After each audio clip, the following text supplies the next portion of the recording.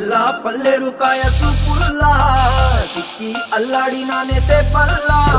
పసిడి పచ్చాని అరసే తుల్లా ధర పోస్తా ప్రాణాలు తానే అడగాల